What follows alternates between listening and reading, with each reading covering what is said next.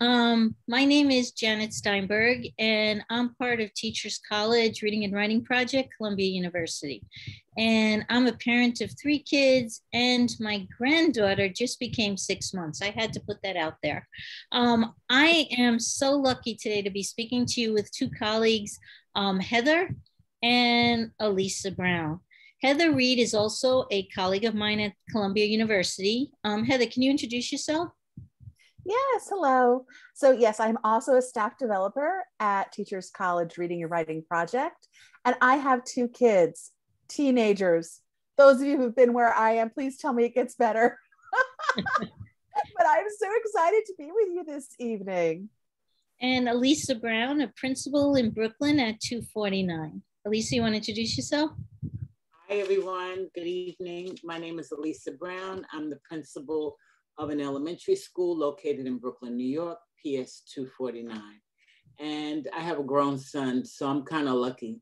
You really are. So we'll answer any questions that we see. We want to talk to you about things that we're thinking about, not only for now, but for the summer and thinking towards next year. And what we thought is we're going to split it up into 3. I'm going to start. And I'm going to kind of talk to you about just things as a parent that I started to think about now that like the pandemic is over and kids are going to go back to school. I started thinking, you know, what could we as parents do once they do go back to school? And I started thinking about my kids, and then I was in a school today and the kids I was working with. And one of the things I realized is that we need to notice our child's strength. One of the things that I think you might want to do is look at the beauty of all the things your child is doing in school. Like, let them talk to you about it. Let them show you some of the reading work or some of the writing work. Celebrate every success. One of the things that I used to do as a parent is every month we would celebrate one success, whether it was that my son actually hit a baseball. He was not too good in baseball.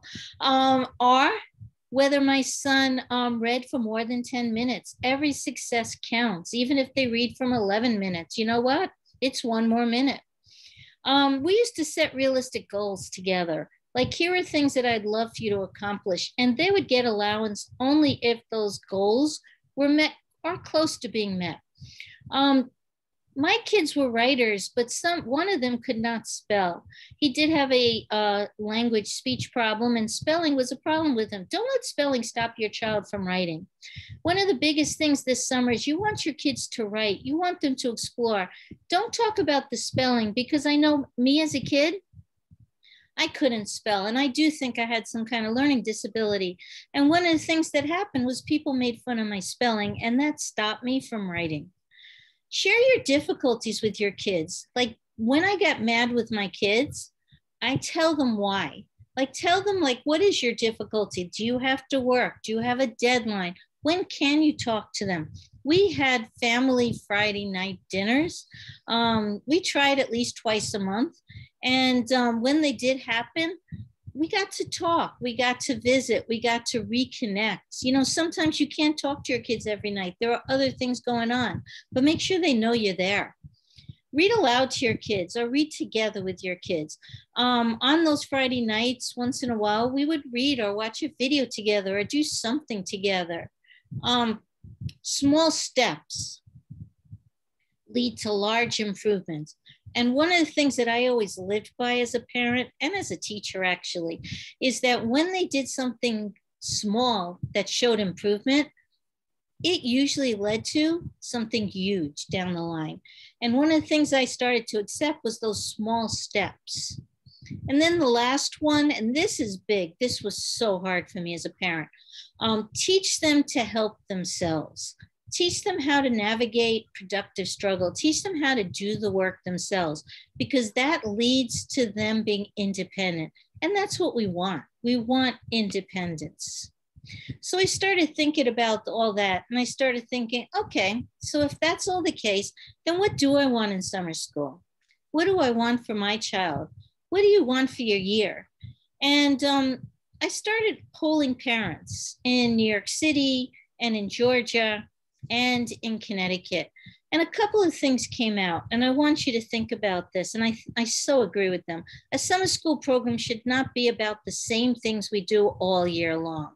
Oh my God. It's summer. Kids want to be out, especially after this COVID crisis. You don't want to leave your kids doing the same work they do during the school year. In summer school programs, you want to look for programs that have inquiry, that let kids research and let their curiosity grow. Let them be kids. Like for my child, I want them to explore what they love, what their passion is, right? And what do I want for the year? I want the teachers to notice my child. In a recent study in an educational magazine, it said that one of the things all of us parents want is for every teacher to know each child individually. One of the things you want to make sure of is that your teachers get to know your children. It's going to be like going back to school, like we've never been in school in September or in August when your stuff starts. Make sure your teacher knows your kids. One of the things you could do is I pre-recorded a videotape for a teacher to tell them about my child, or I wrote a letter, or I sent pictures in. Your teachers want to know just as much as we do. In summer school, just want to break it up a little bit.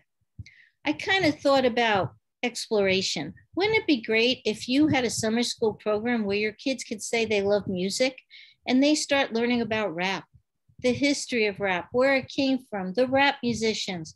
Let them sing and dance some rap.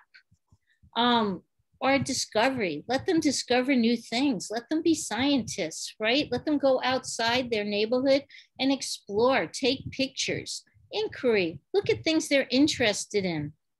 You want engagement. You want to remind your kids why school is so engaging and so important. And yes, they do need to learn, but in order to learn, kids need to be engaged.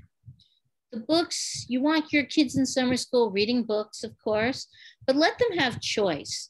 Don't tell them what to read, and make sure the teacher doesn't tell them what to read. Make sure they read books they want to read, and listen to audibles and listen to videos.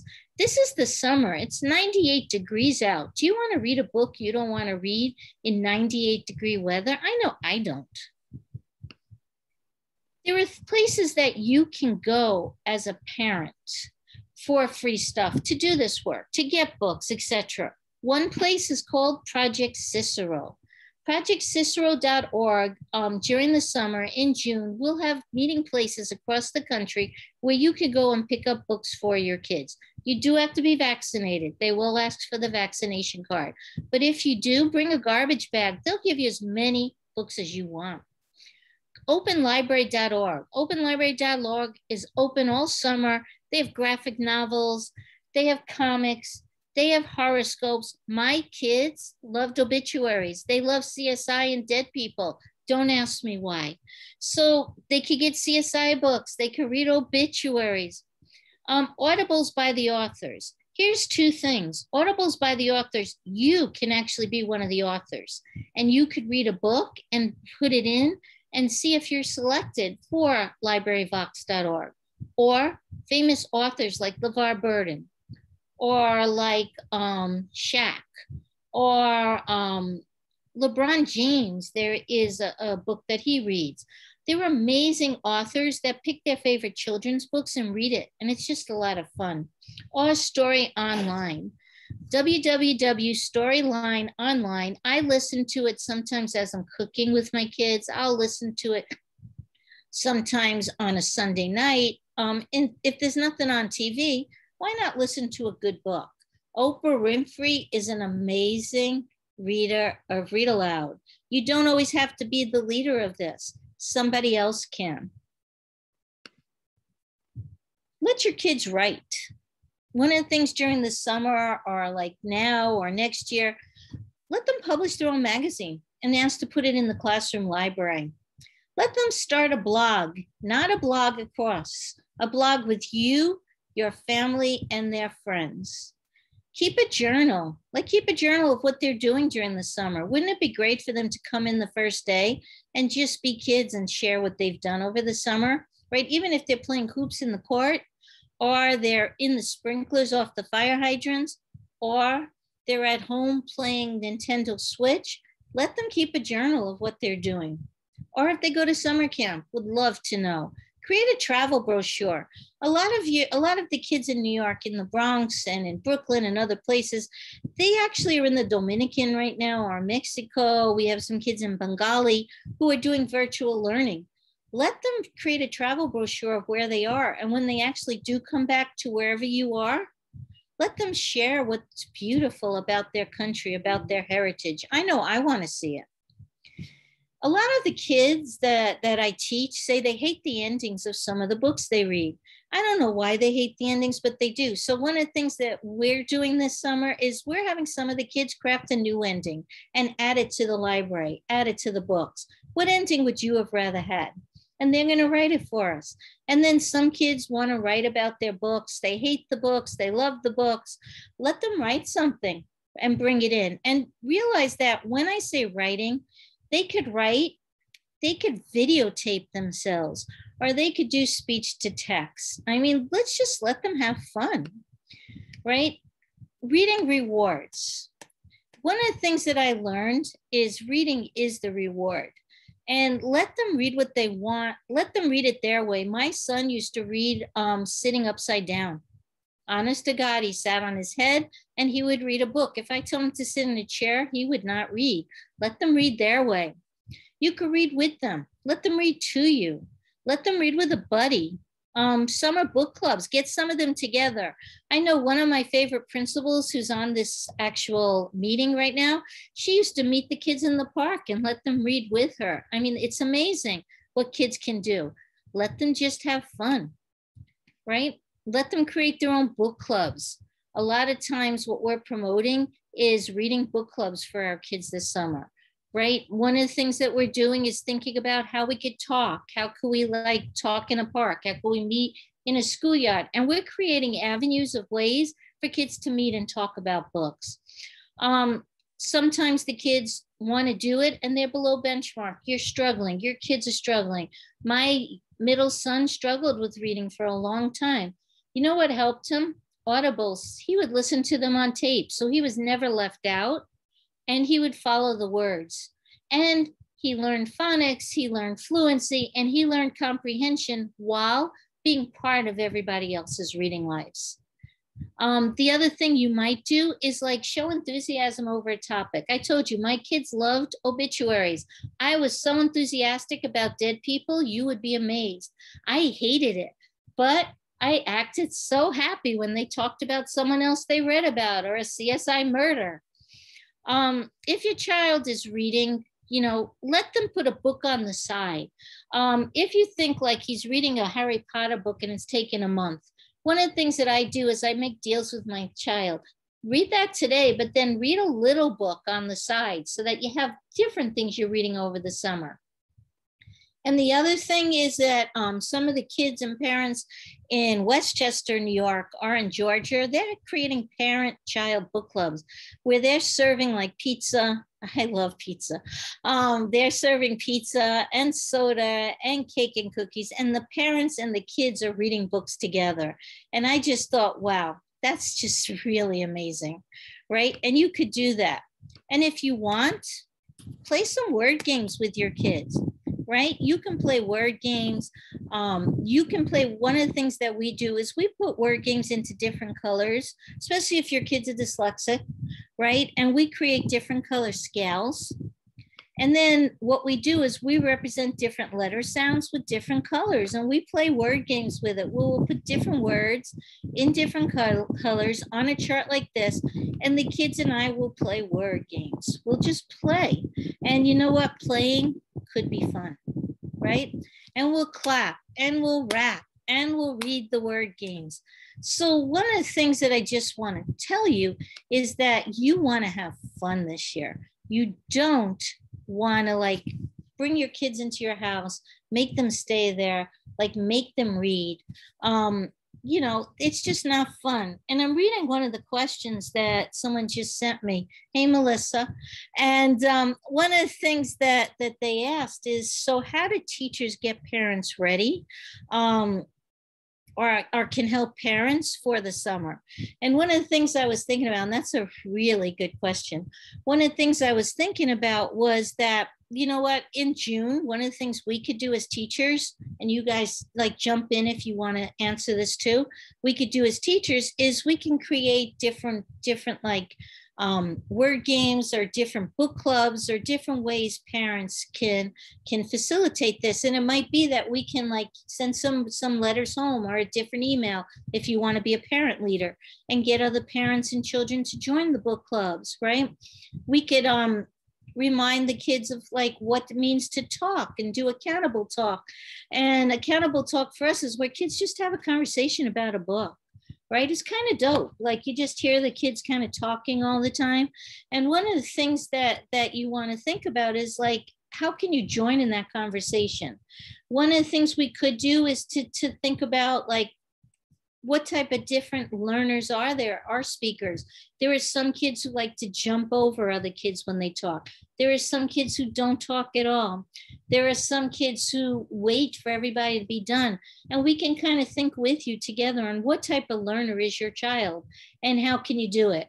Do you guys have any ideas for that answer too? Like what can we do to help parents get these book clubs together for the summer?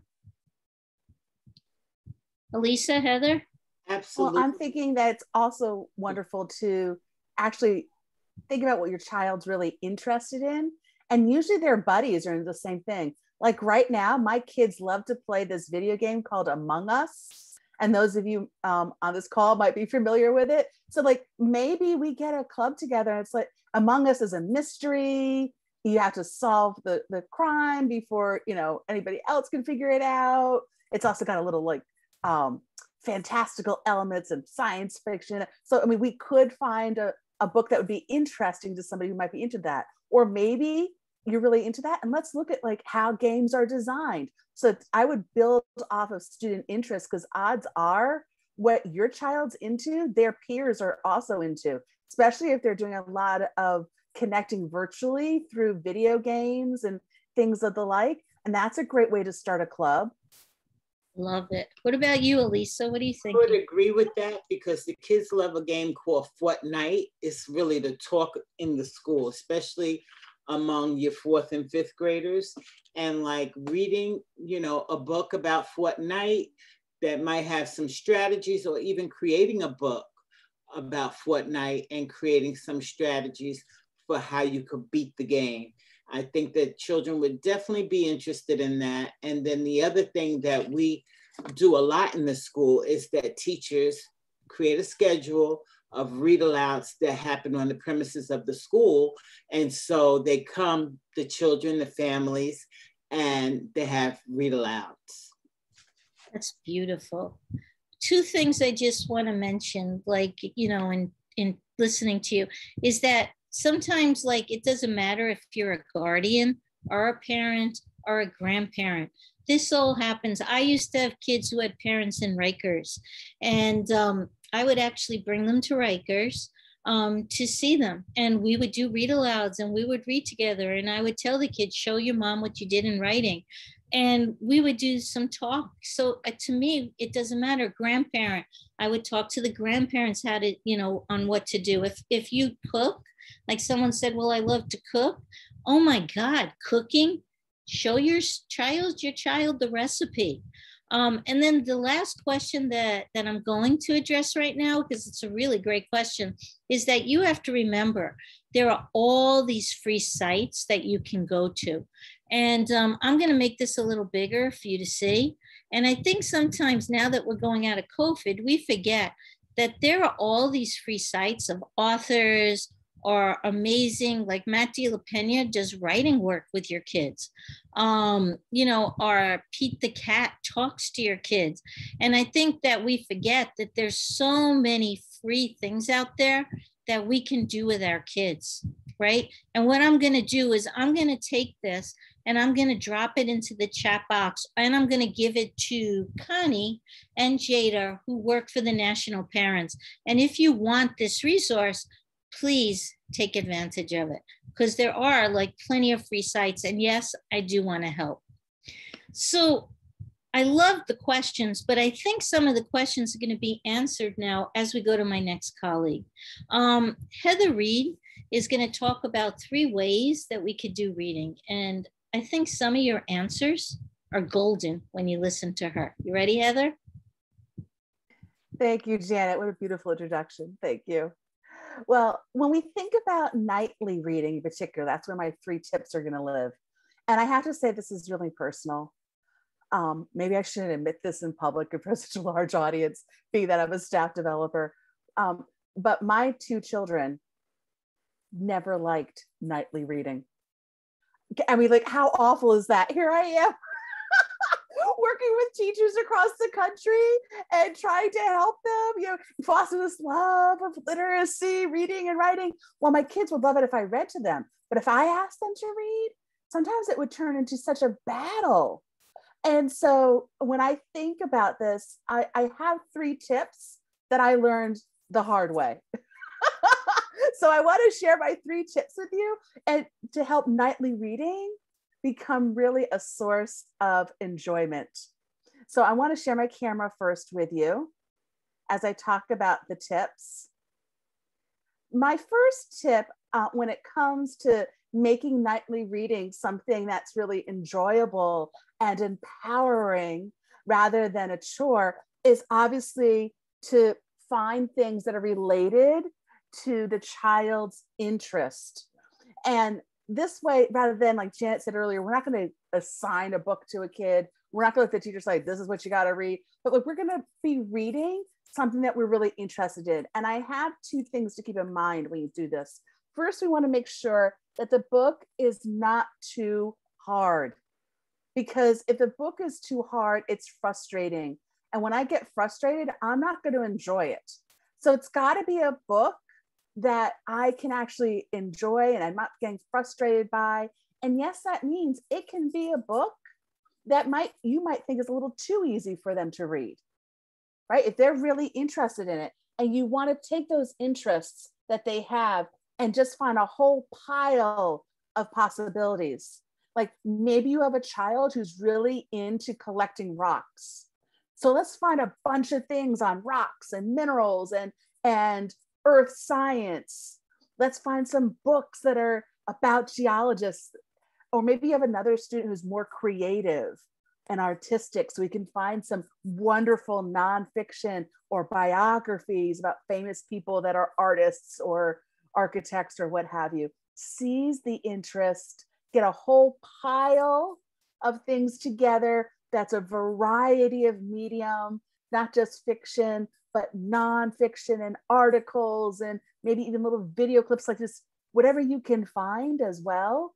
And make sure that it's something that's within reach so that there isn't the frustration. My second tip is to remember that this is about joy. And so one way that we can enjoy ourselves with nightly reading is to reread an old favorite. Your child wants to read Harry the Dirty Dog for the 10th time in a row. Let them. It's a favorite. It's wonderful. They're finding joy in that. And there's so much learning that's happening when we reread a favorite. And this can happen in any genre. There's a kid that really likes mysteries and keeps reading a mystery and mystery. Beautiful. Somebody else might really be into cool facts and they like almanacs. Somebody else might be drawn to song lyrics and poetry. Wonderful.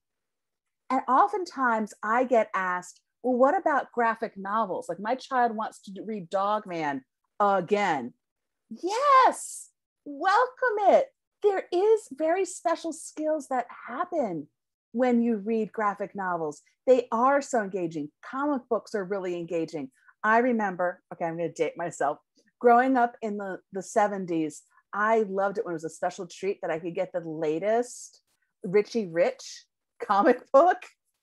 And then when I got older, a Wonder Woman comic book. Like it just, there's something engaging about it. And the thing is that we might not even realize when our kids are reading things like comic books or graphic novels again and again, that type of medium is meant to be reread over and over again because you have to do a lot of thinking off of those pictures. And also maybe part of what would make it really enjoyable for your youngster is to have audible books, like Janet mentioned. You know, both of my children, reading is something that doesn't come as easily to them. And one of the things that we've been doing at the advent of Audible and other places, before that it was books on tape, like the cassette tape with the cassette player. Again, dating myself, but it's great because then you get to hear a professional actor read the words, and you're listening and you're following along, and you learn, as Janet said, the cadence of speech. You're learning your phonics, you're learning your fluency, but you're also doing some big thinking. So again, my second tip is as you are thinking about things that are interesting and capitalizing on that, and creating lots of access to things that are interesting, and think about all those sites that Janet pointed you to where you can find things for free related to what your child's interested in. You're making sure it's not too hard. Then we can also bring the joy in by rereading favorites, by going deep in a genre that we're really interested in, doing things that are more graphic or audible. And my third tip that I want to really talk about is share the experience with your child.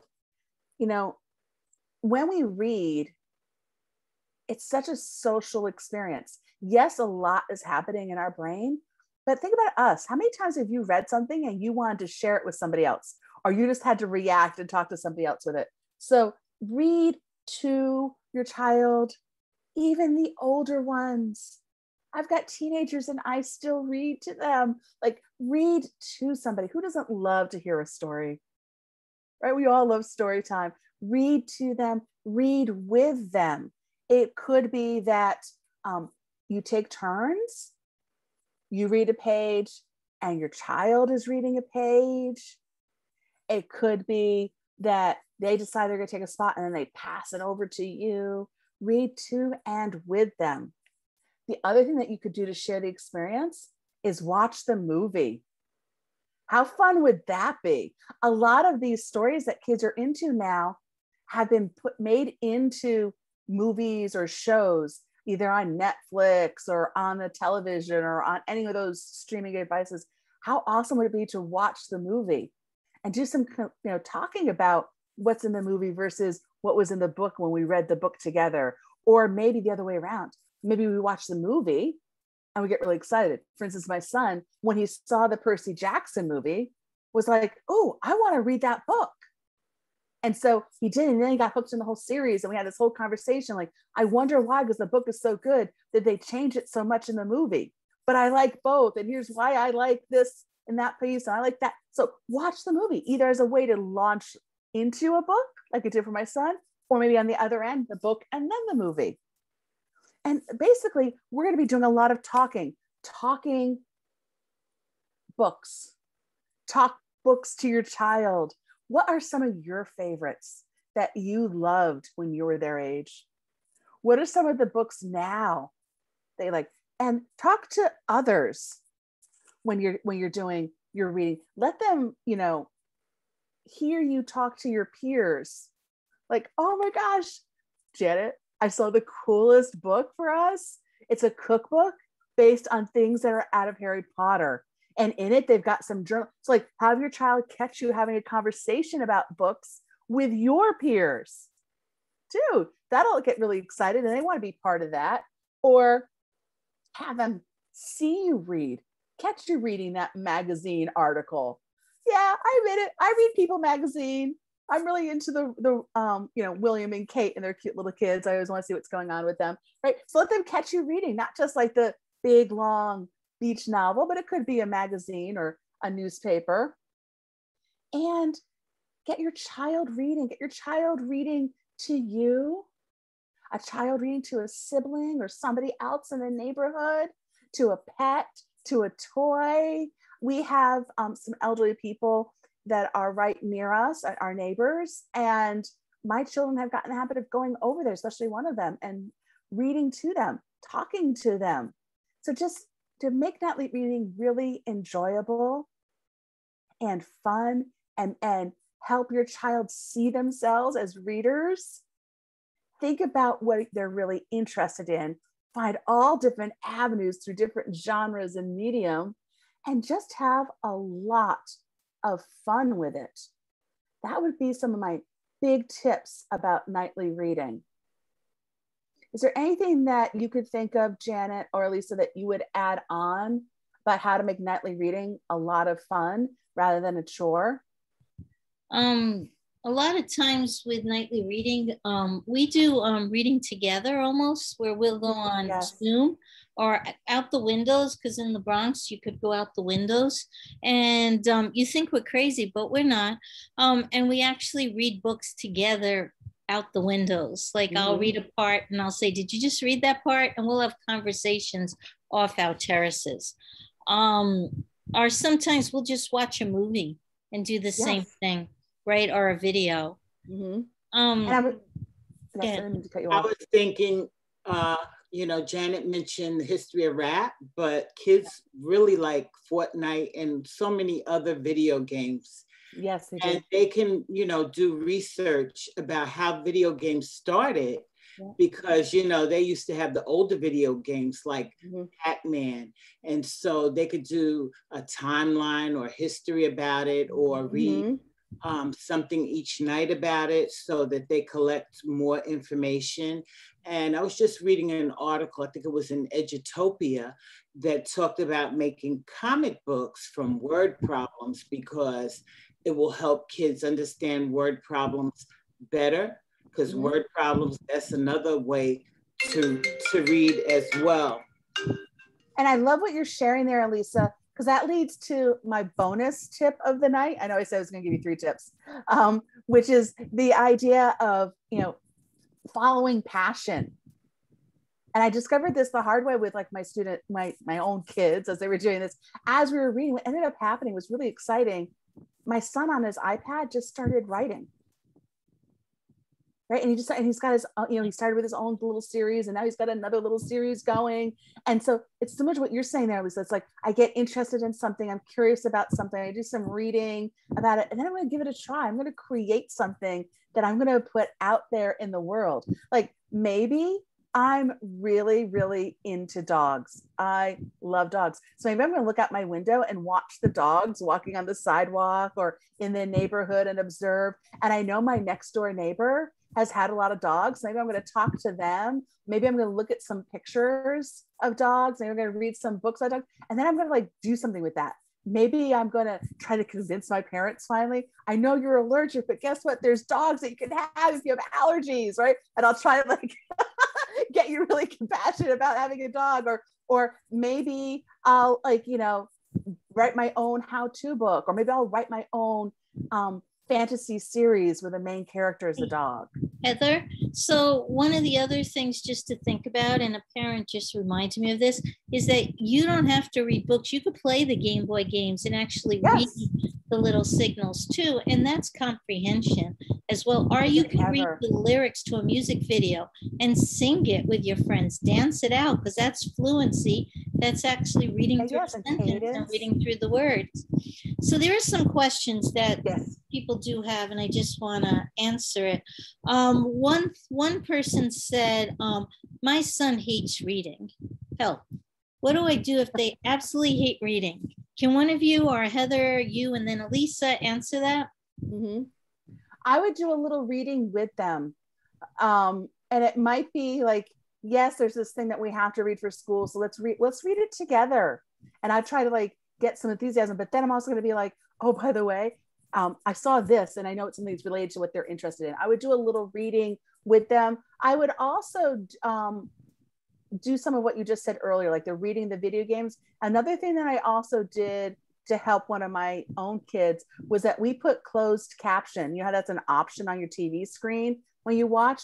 We put that on there deliberately because we need help with a few things. But what ended up happening, it actually helped with the readings. Like I'm reading it while also watching my favorite show. So I think a lot of reading to them, watching the movie or the video of what the thing might be, you know, do it like in small little bites as well.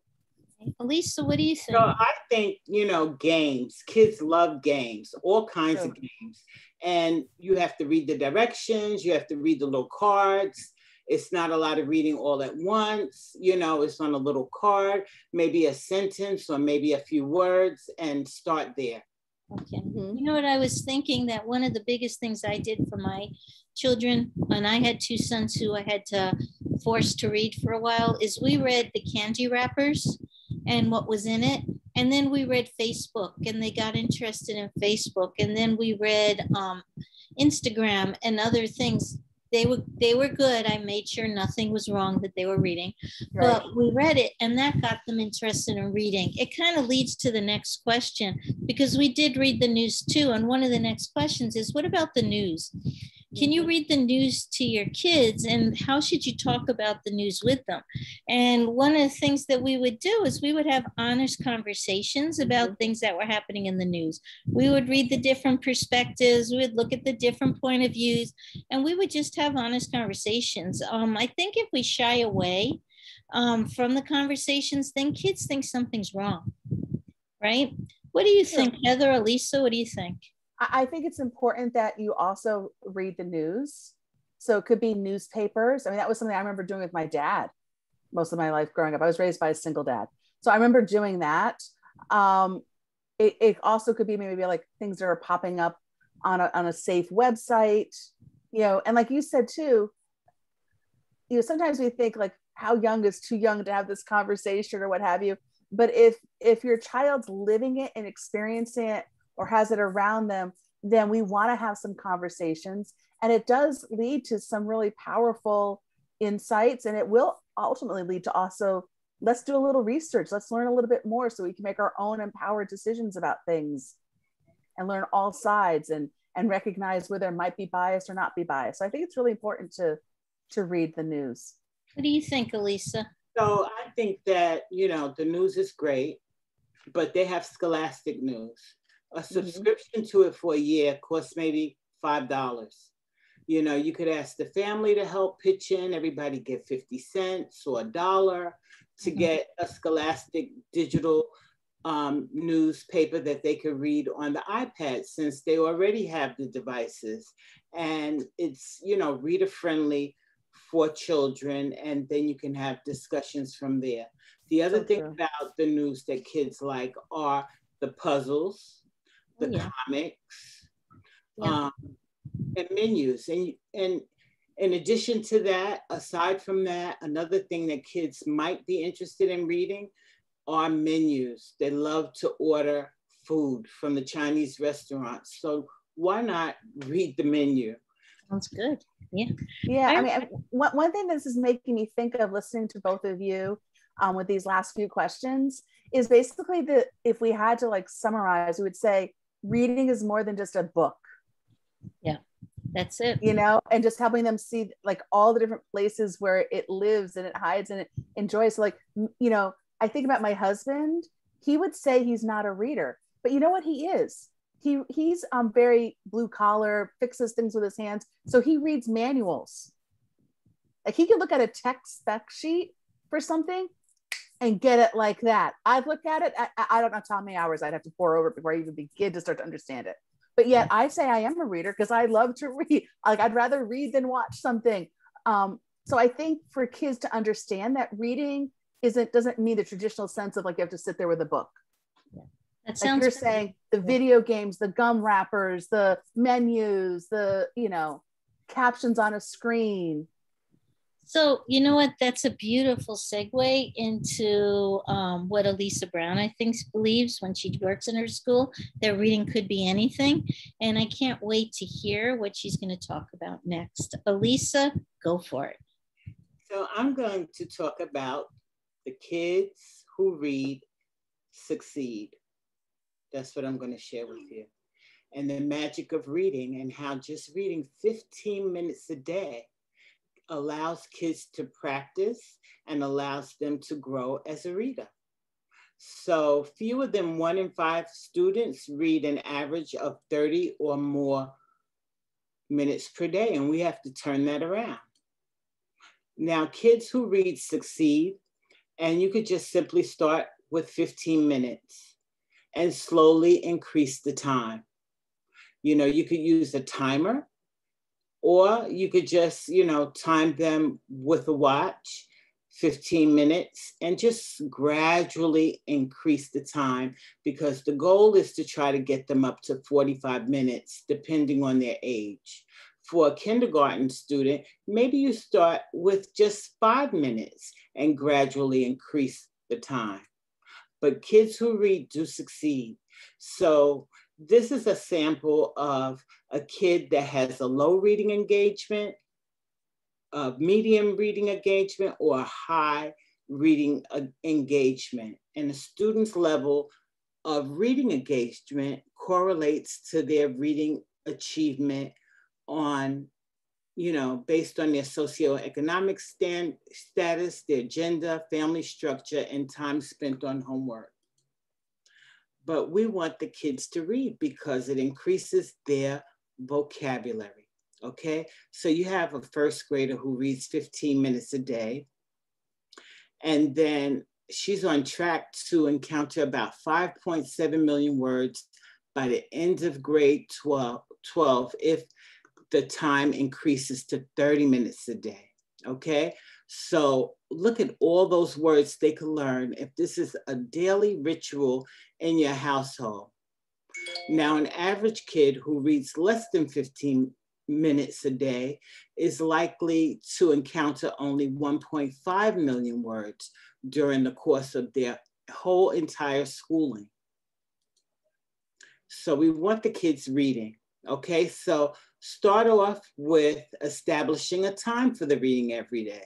Have a place to read. You can read anywhere, on the train, on the bus, on a plane, in the car, at the doctor's office, in the hospital, anywhere, okay? And then you're going to ask your child, what book are you reading? Why did you choose the book? Try to find out what your child likes to read. And then compliment your child for their efforts. Say, oh, you've been reading so much and I'm so proud of you. Keep going. Now, there's something known as summer reading loss. That's like when we get out in June, the kids don't come back to school until September. And you have one child here who's reading all summer long. And then you have this child here who's not reading much during the summer. So by the time the child comes back to school in September, guess what? They have advanced and they're on track for the next grade. And this child may be a year or more behind because this child did not read.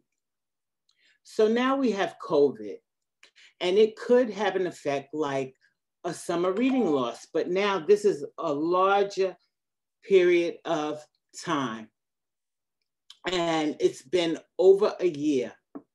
And we don't really know the effects of what's going to happen as a result, but I could just guess that the parents who have been reading faithfully every single night for 15 minutes or more, that child is just going to be able to get back and get into school again.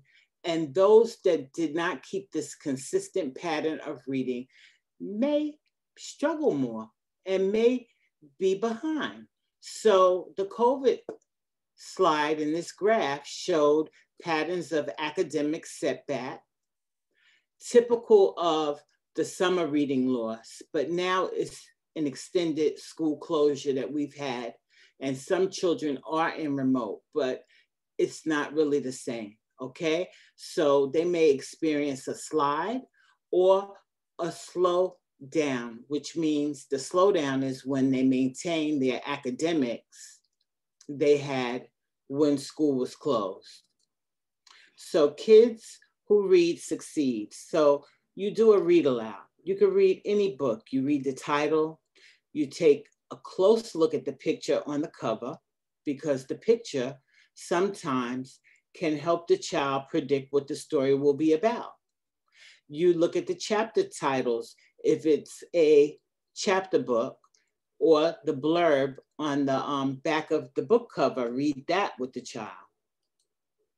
Another thing you could do this is the book blurb, the back of it. It tells you a little bit about what the book will be about. It's important to get your child to read that. It's important information that helps them to understand the story as they read through it. And then when they go to the next chapter, you could say, what did we read about just yesterday, and have them tell you a bit about what they remember about the story. Okay, now during the reading, you can read to them or they can read to you, and you talk about what's happening in the story. And you could ask your child, what do you think? What do you think about this character? Okay, and then support them that way.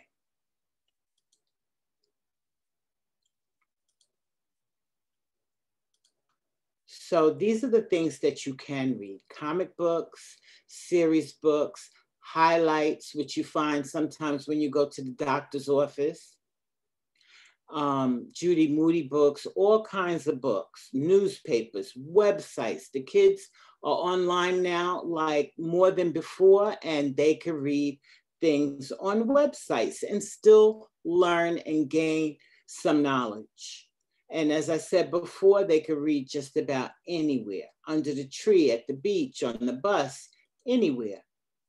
These are some series books that the kids love in my school. They love the Mercy Watson books in about second grade. Dog Man, I don't care if the kid is a non-reader, they want a Dog Man book. They could be in second grade wanting Dog Man, and Dog Man is probably like a fourth grade book, but that motivates them, if they love the book, to want to try to read it. I remember when the Harry Potter books came out, they were hot. Even a first grader wanted to read that book. So, you know, these popular books get them motivated. And of course, Amulet. I can't forget about Amulet. That's another popular series. So once these series have, you know, more than one title, they want to read every last one of these titles because they get hooked on the reading. And the most important thing is we want them to love reading. We want them to love it, love it, love it. So one final note is that these are some ways that you can get books for your children. If your school has a book fair, we have a Scholastic book fair, or an ebook, Mayon and Epic. I think everyone knows about Epic by now. And then, of course, the bookstore. I loved going to the bookstore as a kid to buy a new book, but I know that Barnes and Nobles have a summer reading program. And if you go in there and you purchase a book and the child reads it, they give you a book log, and then you get a free book after reading so many books. So these are some of the ways to get our kids pumped up to become readers. Lisa, one of the parents just said, and I think this is such a huge quote, it says that books and reading is everyone's window to the world. And she loves the simplistic ways that you're showing like parents how they can read. And I just thought that was a beautiful way to put it. And then one of the questions some of the parents asked is, I work all day. My kids are home. They have after school work, or in the summer, they like to play outside. When do we schedule reading? Does it have to be every day? You know, or could it be on some days, or they do it at different times across the day? What should they do? I think that you should commit to doing it every day, no matter what time it occurs. Okay. You should just make the commitment to let it happen every day in your household. Okay. Heather, do you have thoughts too on that? You agree? I totally agree. It needs to happen every day. It doesn't necessarily have to be the same time every day, but we spend a little time reading every day. So I'm going to give a little bit of a different kind of thing, because there are some days where I just didn't. Don't tell anybody that. But one of the things that I did was I made sure my kids read at least 200 minutes every week. And reading to me was when we were in the grocery store and they would read grocery labels. That counted as reading for me. And they would read lists and Facebook. And when they played Game Boys, if I saw speech bubbles, I would count that as some minutes. And then some days they read for an hour and we would just sit there and read. And then there were some days where we just couldn't.